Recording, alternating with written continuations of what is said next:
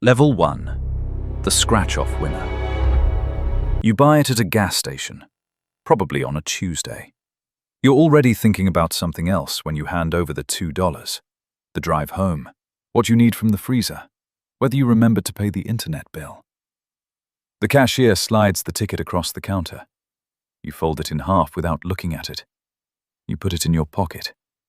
Later, in your car, you scratch it with a dime. You won $5. You go back inside. You buy 2 more. This is level 1. It is not about winning. It is about the loop. Every year, Americans spend over $100 billion on lottery tickets. Not because they believe they will win the jackpot, because the scratch produces something. A brief chemical interruption to ordinary life. The ticket is designed to feel like suspense.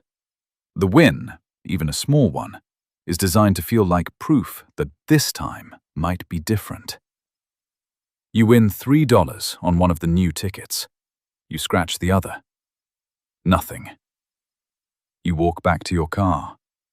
You are $2 behind where you started, not counting the original ticket. Further back than that. The cashier already has the next customer. The lottery commission already has your money. The system that extracted it was built over decades of behavioral research on how people respond to intermittent rewards. The tickets that produce small wins frequently are not generous. They are calibrated. A $5 win on a $2 ticket is not luck. It is product design. The games with the highest frequency of small wins also have the worst overall odds. The feeling of almost winning is engineered. The near miss is a feature. You are not experiencing chance. You are experiencing a system that was tested before you ever touched it. You think about buying another one on the way home. You don't. Not today. But you think about it most of the drive, the way you think about something you already know you're going to do. The ticket in your jacket pocket, the empty one, the loser, stays there until you do laundry. Then you throw it away without looking at it. There is nothing left to know about it. Next week, you stop at the same gas station. The new jackpot is at $240 million. The sign is lit up outside. You can see it from the pump. You go inside. The cycle has already restarted. You just didn't notice when. Level 2. The small cash winner. This time you won $500. Not a scratch-off. A Powerball ticket you bought for the Saturday draw because the jackpot was at $110 million, and the sign felt impossible to walk past.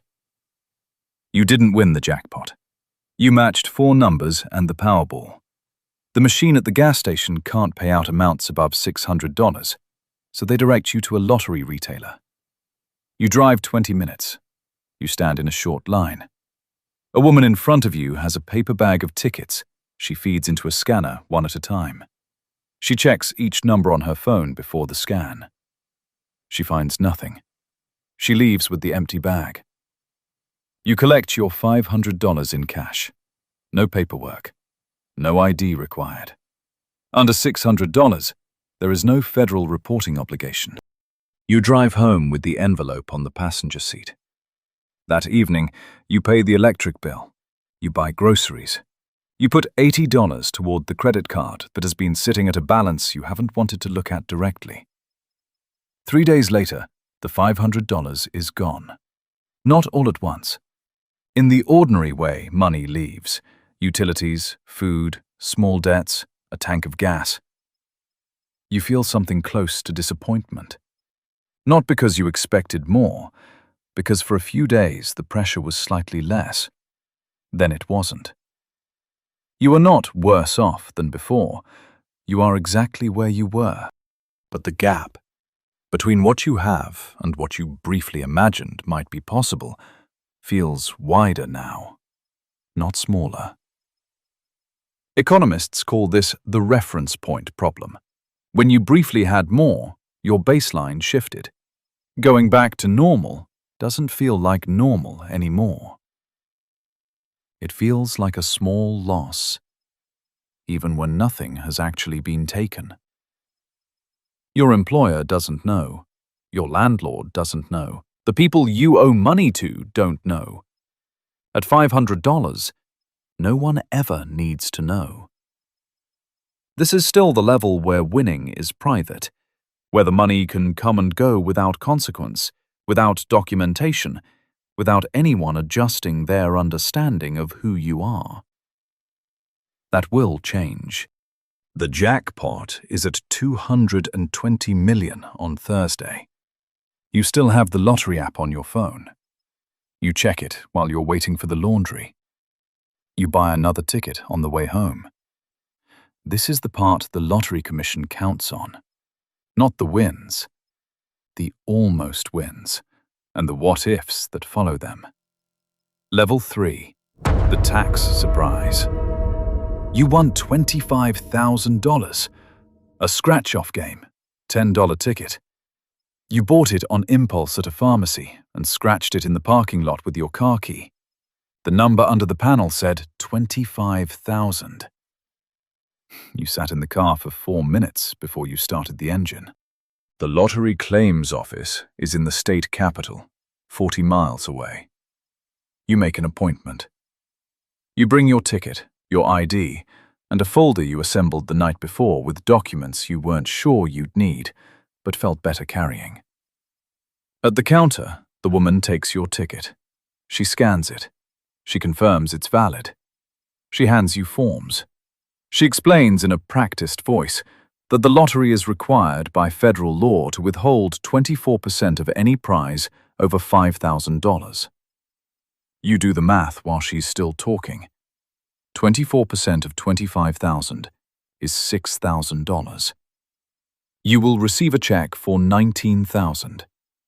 You sign the forms. She also gives you a doble U-doske. This is the IRS form for gambling winnings. You will need to report this income on your federal return. Depending on your total income for the year, you may owe additional tax beyond what was already withheld. She says this the way someone says it who has said it many times. You walk out with a check for $19,000. On the drive home, you hold both numbers in your head. 25,000. 19,000. The difference is $6,000, but existed on a piece of paper for 11 minutes before the government took it. You deposit the check. You use $12,000 to pay off the credit card in full, the first time the balance has been zero in 4 years. You fix the car. You save what's left. 3 months later, you file your taxes.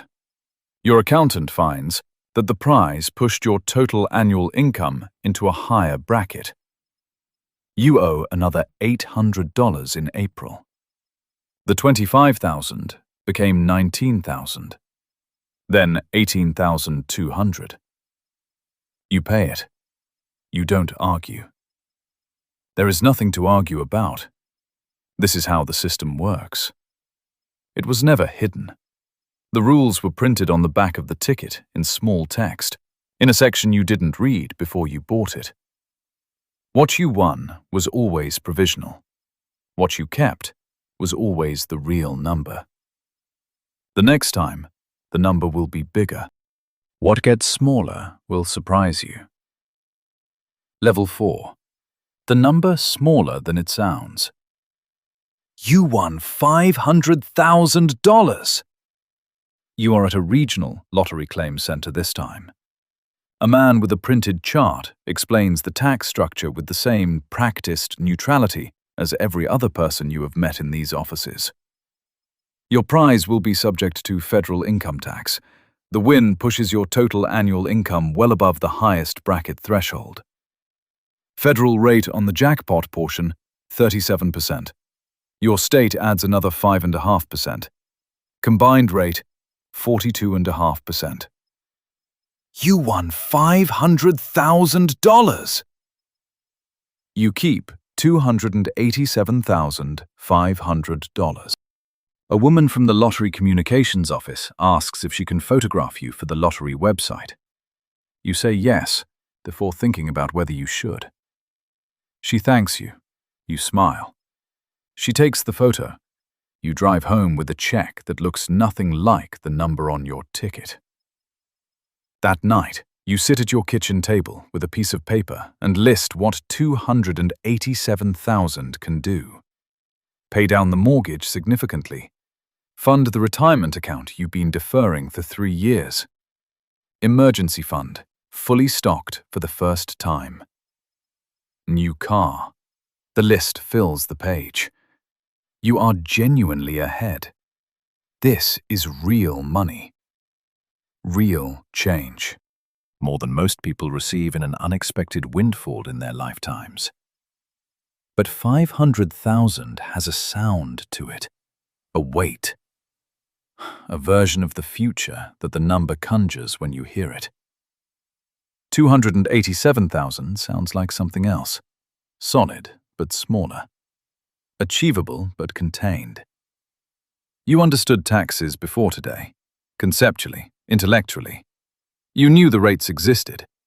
What you didn't understand, couldn't understand until today, is what it feels like in the body to watch $212,000 disappear between a number and a check. To receive the piece of paper, to look at it, to do the subtraction. The photo of you appears on the lottery website 2 weeks later. You are smiling. You look like someone who just won $500,000. You don't ask them to take it down. But the number you remember is not the one on the website. Level 5. The Millionaire. You won $2 million. You chose the lump sum. After federal and state taxes, you received $1.1 million. For the first few days, you kept saying 2 million in your head before adjusting to the real number. The adjustment takes longer than you expected. The Lottery Commission in your state requires public disclosure. This is standard in 24 U.S. states. Your name, your city, your prize amount. Public record, the moment you claim. The press release went out on a Thursday. By Friday morning, 3 people you hadn't spoken to in years had texted you. A cousin you haven't seen since your grandmother's funeral, a former college roommate who left under complicated circumstances. A man from a job you left 6 years ago who signs his message, "Hey, saw the news. Hope you're well." You don't respond to any of them immediately. A handwritten letter arrives through the lottery office's forwarding address. A woman says she has 6 children and lost her job, and asks, would you please consider sending something? Anything. She includes her home address. The handwriting is careful and even. She has clearly written this letter more than once. You put it in a drawer. You don't throw it away. Your financial advisor, you hired one the week you won, as directed by the information packet the lottery office handed you at the claims window, tells you to establish a buffer period. Do not respond to any financial requests for 60 days. Tell everyone things are still settling. You tell the cousin the same thing. Things are still settling. The 1.1 million is real. It is in an account. But the thing that arrived alongside it, the texts, the letters, the people at the grocery store who look at you differently because your name was in the local paper last Thursday, that arrived faster, and it came without instructions. You thought winning would feel like relief. Partly it does. There is a genuine weight that has lifted. You are not pretending that away. But you also can't pretend the other thing isn't there. You still check the lottery app sometimes. Old habit. You're not sure you need to anymore. The jackpot refreshes every week. The sign at the gas station still lights up. You check it without thinking, the way you always did. Level 6. The lifestyle changer. You won $10 million. After taxes, you have $5.8 million.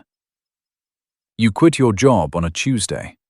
Not dramatically, just an email. You give 2 weeks' notice and work them both because you're not sure what else to do with yourself in the meantime. You buy a house. You move to a different part of the city. New neighborhood. New grocery store where no one knows you yet. The car is new. The furniture is new. For the first 3 months, everything feels sharper. Meals taste better. Weekends feel longer. You wake up without an alarm, and for a moment, every morning you think, this is it. This is what it was supposed to feel like. Then something shifts. Not all at once. Gradually. In 1978, researchers Philip Brickman, Dan Coates, and Janoff-Bulman published the study in the Journal of Personality and Social Psychology, comparing 22 major lottery winners to a control group. What they found was specific and uncomfortable. Lottery winners rated their everyday pleasures, talking with friends, eating breakfast, watching television, significantly less enjoyable than people who had never won. The jackpot didn't enhance ordinary life. It recalibrated the baseline. Winning creates what researchers call a contrast effect.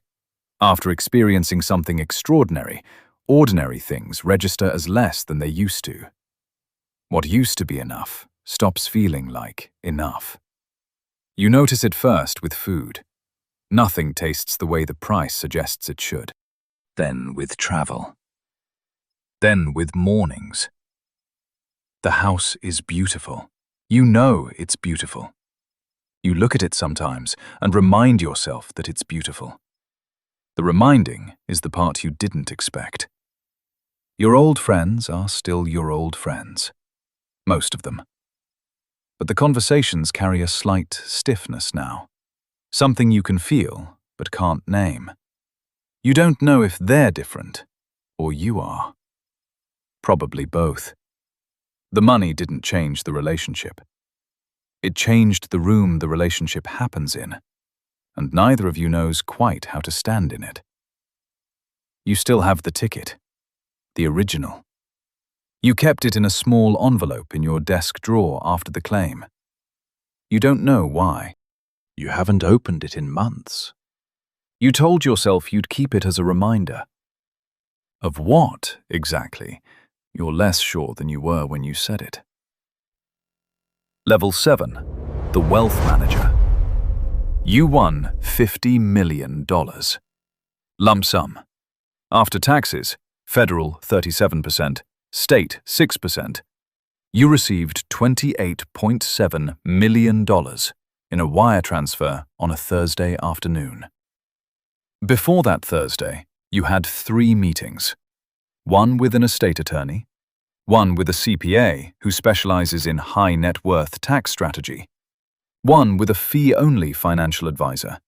Fee-only, meaning he charges a flat rate, not a percentage of your assets, so his interests and yours are, in theory, aligned. You signed 31 pages of documents across those 3 meetings. You understood approximately 60% of them. The financial advisor explained that more than 90% of lottery winners choose the lump sum over the annuity. For a $50 million jackpot, the lump sum nets approximately $29 million after taxes. The annuity, paid over 29 years with 5% annual increases, nets approximately $68 million, roughly twice as much. You chose 29. So does almost everyone. The advisor said your reasons were reasonable. He says this to everyone who chooses the smaller number. He may be right. He is paid, in part, to be calm about decisions that have already been made. Your money now lives in 3 places: a high-yield savings account, a brokerage account with a diversified index allocation, and a trust your attorney established in a state with favorable trust laws. You have a monthly budget meeting, a quarterly tax review, an annual estate planning session. You have never had this many scheduled meetings that weren't about a job. When you had less, much less, the only financial decisions you made were which bill to pay first. That required judgment, but it was judgment you understood. The numbers were legible. The consequences were direct. The system fit inside your head. Now the system is larger. More people manage it. More documents govern it. More meetings review it. The professionals are good at what they do. You trust them, mostly. And yet you feel less certain about your money than you did when there was less of it. There is more to lose. The decisions feel heavier, even when they are being made by people who are paid to carry them.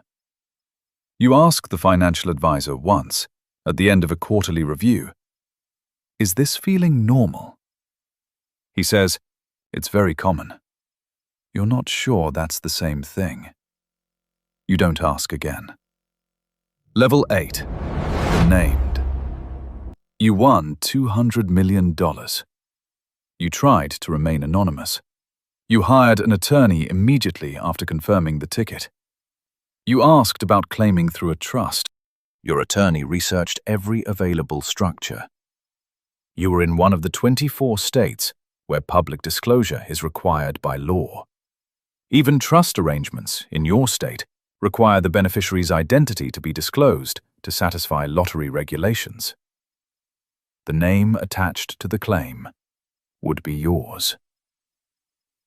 Your name appeared in the press release on a Wednesday morning.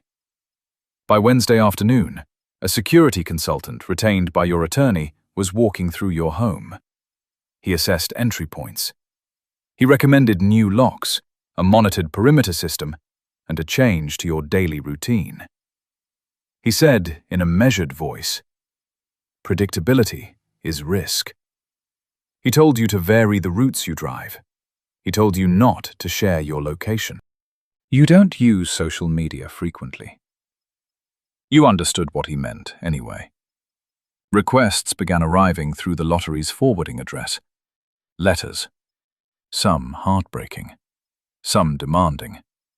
One from a man who had attached a handwritten spreadsheet calculating exactly what percentage of your winnings he could receive while still leaving you, in his estimation, comfortable. He had worked out both sides of the transaction. He had thought about your perspective. You read that letter twice, not because it was persuasive, because someone spent an hour on it, for you specifically. Research on sudden wealth finds a consistent pattern. After a major jackpot, trust erodes. Not immediately, gradually. You can no longer determine, in any given conversation, whether someone is your friend or your opportunity. The uncertainty doesn't make you paranoid. It makes you quieter, slower to respond, more careful about what you say and to whom. You begin to pre-read every interaction before it happens.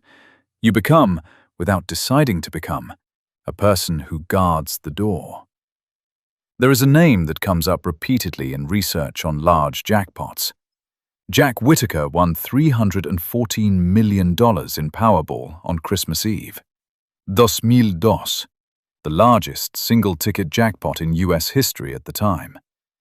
Over the following years, according to verified reporting from the Washington Post and West Virginia news organizations, he faced more than 400 legal claims.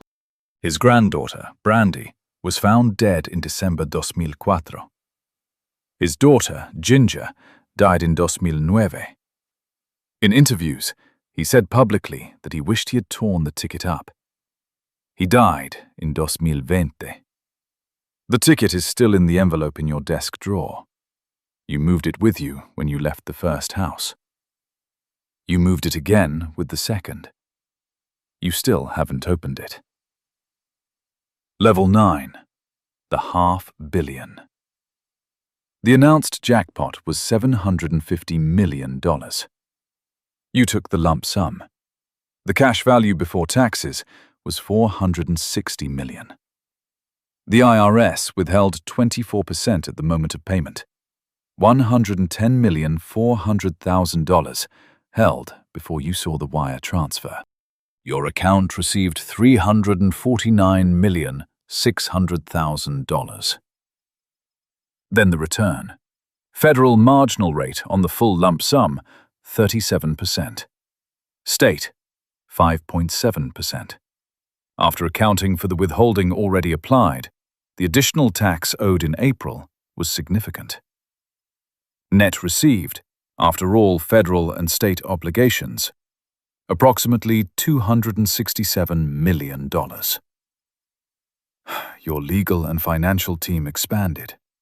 6 people now, with distinct roles. The attorney, the CPA, a financial advisor, a multi-year tax specialist, an insurance analyst, and a person whose title is Wealth Coordination Manager, and whose job, as far as you can determine, is to ensure the other 5 are communicating with each other. Your phone number has changed. 9 people have the new one. Your daily movements involve a security detail on certain days.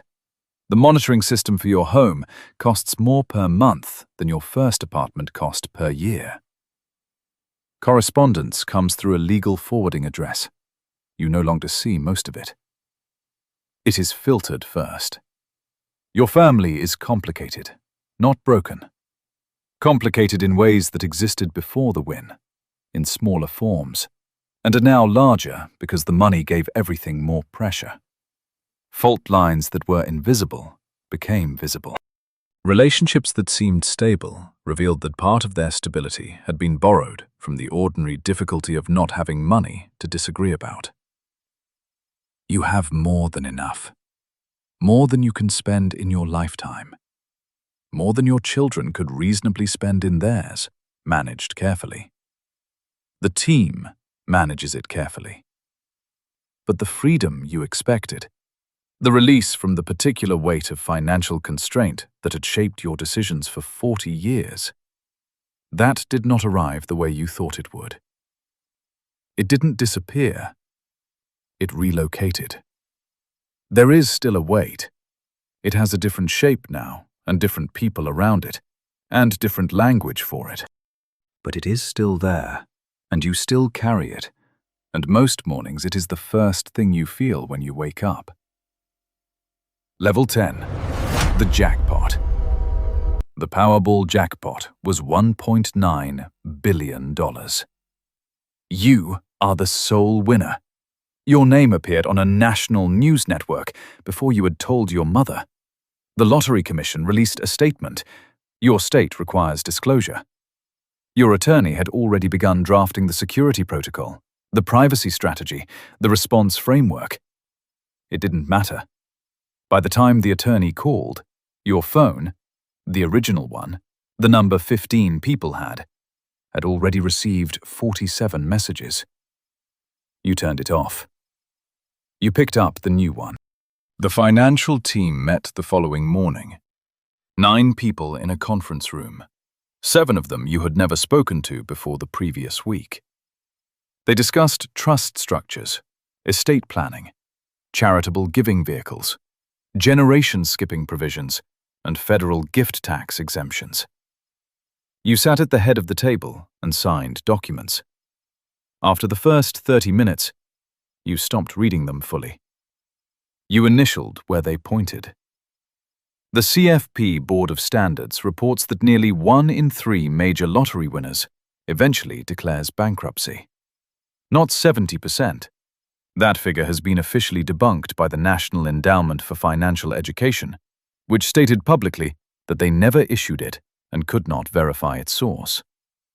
The verified number is closer to 1 in 3. Still remarkable. People who received more money than most humans will encounter in their lifetimes, and lost it. None of them believed, at this moment, that they were in that group. The security consultant says your risk profile is, in his professional assessment, elevated. He recommends a primary residence with a gated perimeter, a secondary address unknown to the public, a protocol for any contact that was not prearranged. You think about Jack Whittaker. You think about the handwritten spreadsheet and the careful arithmetic of someone who had imagined being on your side of the transaction. You think about the letter in the drawer that you carried through 2 moves without opening. You think about the ticket. The original. A small rectangle of cardboard that cost $2 and fit in the pocket of a jacket you've since donated or thrown away. You can't remember which. You don't have it anymore. You're not sure when you lost track of it. Somewhere between the lottery office and the lawyers and the moves and the meetings and the 9 people in the conference room. $2, picked up at a gas station on a Tuesday. The number it became, 1.9 billion, does not feel like the same object. It barely feels like the same life. The commission that runs the lottery, the states that fund their education budgets with ticket sales, marketing their games most heavily in the zip codes with the lowest median incomes, the financial industry that positions itself around the winners, the media that turns you into a story for a week and then moves on. None of them needed you specifically to win. They needed someone to. The person at level 1 paid $2 for the feeling that something might change. The person at level 10 has more money than they can spend in a lifetime and cannot move through the world without a protocol. Both of them entered the same system. Both of them are still inside it. The ticket is gone. The number remains. The people organized around the number are still deciding what it means. Every week, hundreds of millions of people buy in again. The cycle continues. You have a ticket in your pocket. $2. A small rectangle of cardboard with a silver scratch panel you haven't touched yet. Right now, you are not a millionaire. You are not a news story. You haven't been photographed, sued, or advised by 9 people in a conference room. You are just someone who paid $2 for the possibility that something might change. This video will take you through every level of what happens after the change arrives, and why, at every single one of them, the system that handed you the ticket